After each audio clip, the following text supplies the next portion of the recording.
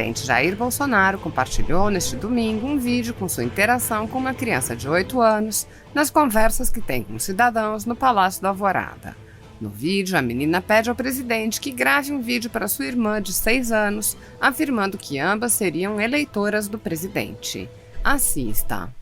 Senhor presidente, sim. Você pode dar um oi pra minha irmã? É por causa que ela adora você. Qual a idade dela? Ela tem 6. 6 anos? Tem certeza que ela me adora? Ela gosta de você como presidente. Ela me conhece? Ela te conhece. Tudo bem, grava um vídeo pra ela, hein? É que a gente votou nela. A gente votou em você. Você votou em mim? Você manda a tua idade, a dela não dá a idade de vocês. Não, é que minha mãe e meu pai votaram em você e a gente concordou. Então a tua irmã tinha 4 anos que não votou em mim. Ela concordou com 4 anos? Qual o nome dela? Sofia. E a irmã dela, teu nome é? Júlia. Pera. 1, 2, 3. Olá, Sofia.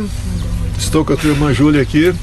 Fiquei sabendo que você convenceu seus pais a votarem em mim em 2018, então quero agradecer todo esse apoio, toda essa consideração e todo empenho seu. E o que eu espero e peço a Deus é, quando deixar o governo lá na frente, deixar um Brasil bem melhor para você, para tua irmã, para tuas coleguinhas, tá ok? Amém. Um beijo a você. Sim, eu creio.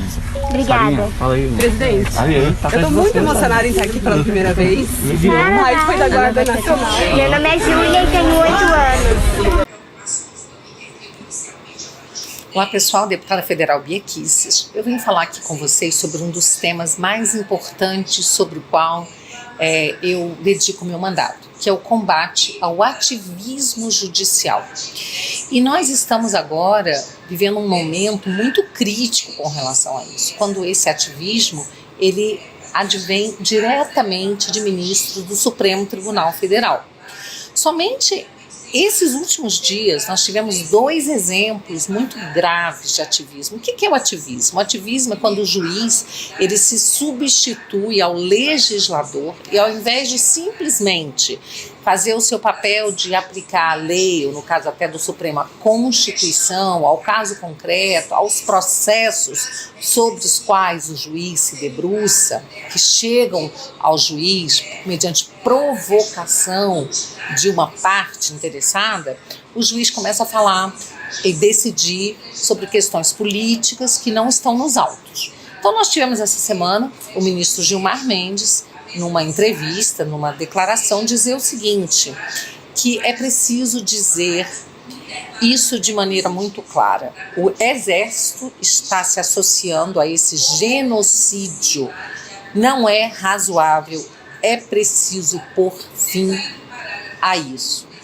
Então, a gente fica pensando assim, de que genocídio, em primeiro lugar, o ministro está falando, né? Porque nós vivemos nos últimos governos um genocídio, aí sim, verdadeiro, de jovens, né, de negros, de pessoas pobres, que têm sido assassinadas, e não só negros e pobres, mas toda a sociedade, que realmente nessas camadas mais pobres da sociedade aumenta a violência, né? Mas pessoas de todas as camadas sociais, de todos os níveis intelectuais, de todas as profissões, têm sido vítimas, sim, de assassinatos, 60 mil pessoas por ano, sem que o Estado tenha sido capaz de proteger essas pessoas. Aí a gente pode falar de genocídio, mas no governo atual, que genocídio é esse? Quem é que está cometendo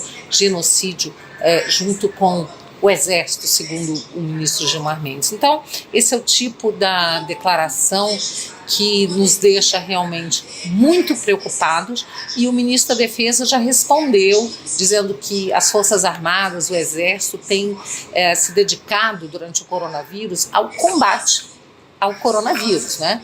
Então não há genocídio algum, o que há é agora uma modinha, né, de ficar falando do presidente da República com total desrespeito à autoridade máxima da República e chamando o presidente de genocida, o que é um crime, né? Porque genocídio é um crime contra a humanidade, e aí, no caso, estão atribuindo um crime, então já existe aí no mínimo uma calúnia além de uma atividade política do ministro, que é muito preocupante. E aí, em seguida, a gente vê o ministro Barroso também falando, né?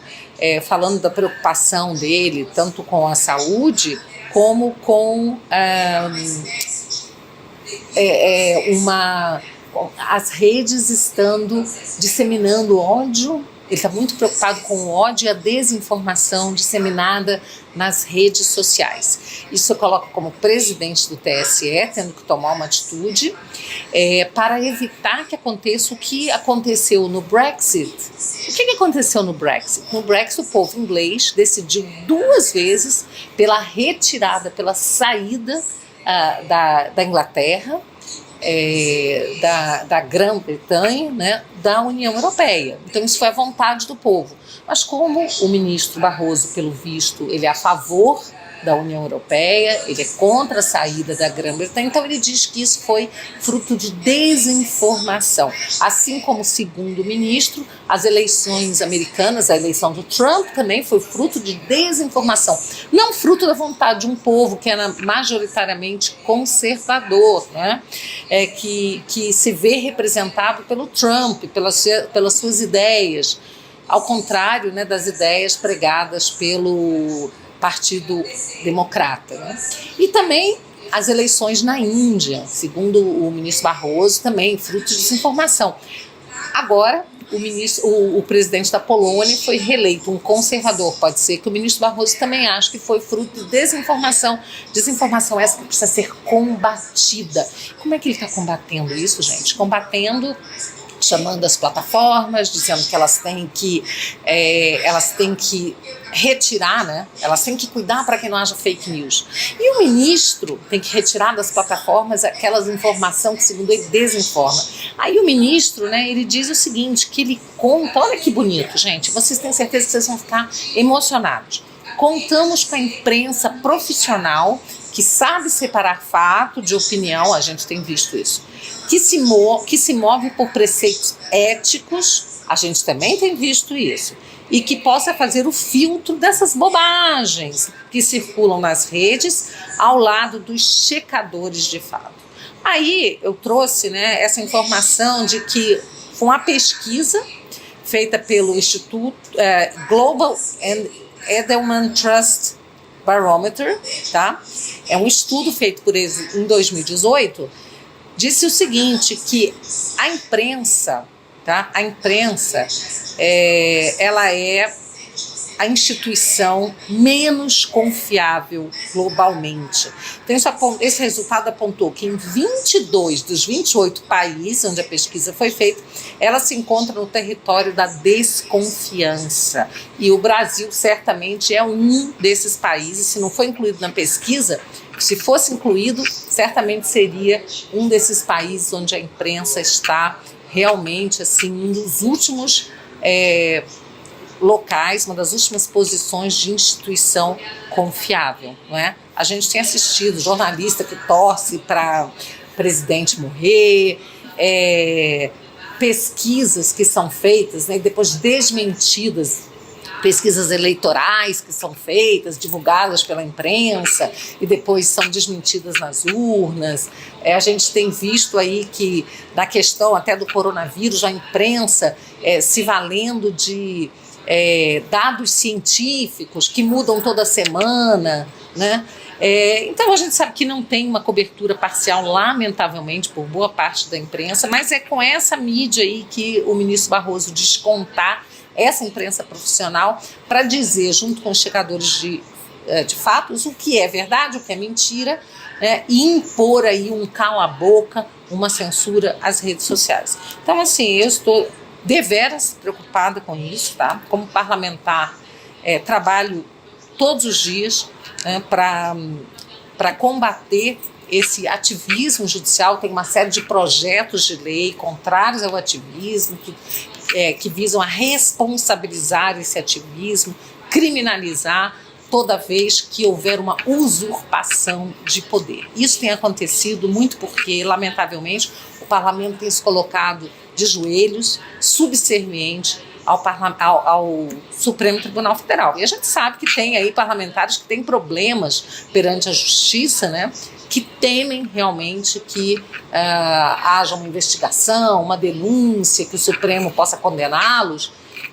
Mas é isso aí, né? A gente precisa encarar esse fato, né? A gente sabe que você não precisa dever para a justiça para poder ser investigado. Hoje a gente vê isso, né? Existe, além do ativismo todo, né? Agora esse ativismo também foi para inquéritos, né? Ele agora também está sendo utilizado em inquéritos penais, né? Aí no Supremo Tribunal Federal, que está avançando sobre a base de apoio do presidente Bolsonaro. Então a situação é toda muito preocupante e nós temos que continuar sempre atentos, e vocês podem contar com o meu trabalho no combate ao ativismo, que é uma forma da gente preservar a democracia. Enquanto os juízes quiserem fazer leis, quiserem investigar, quiserem decidir quem vai ser diretor da polícia, ou seja, quiserem usurpar sobre competência do executivo e do legislativo, nós não teremos uma democracia